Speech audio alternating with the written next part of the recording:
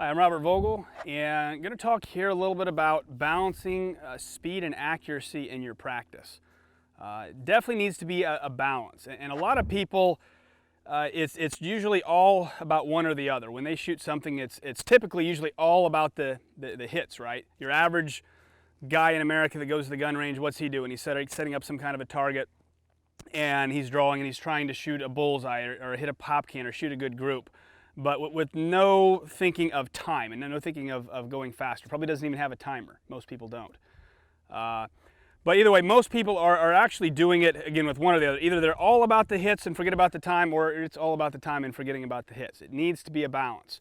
So I get asked quite a bit the question of, hey, should I go faster and maybe give up some accuracy, or should I go slower and be more accurate? And I always have the same answer.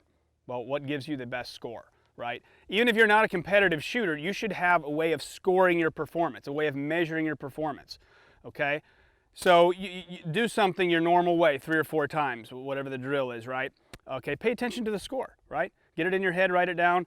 You want to go faster? All right, go faster. But is it giving you a better score? Yes or no? Pretty simple. Go slower, be more accurate. Is it giving you a better score? Yes or no? Really simple. So that's one thing I like about the competitive shootings that I do, is it's got a good balance of that.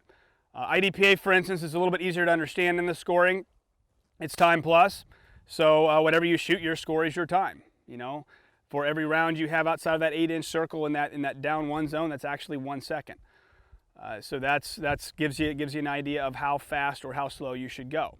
USPSA, on the other hand, is similar, but the scoring system is actually much more complex, but it's faster paced.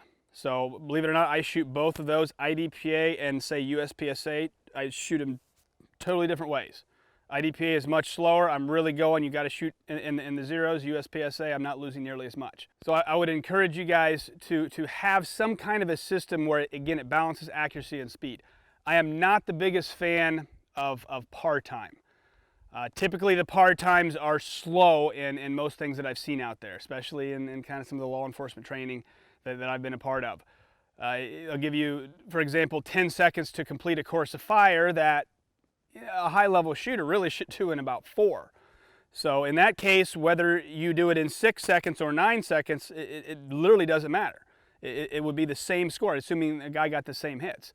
And I really don't care for that, because the guy that can get the same hits faster is better. And if you're operating under a system that does not reward that, then you're just creating no incentive for somebody to get faster and therefore better.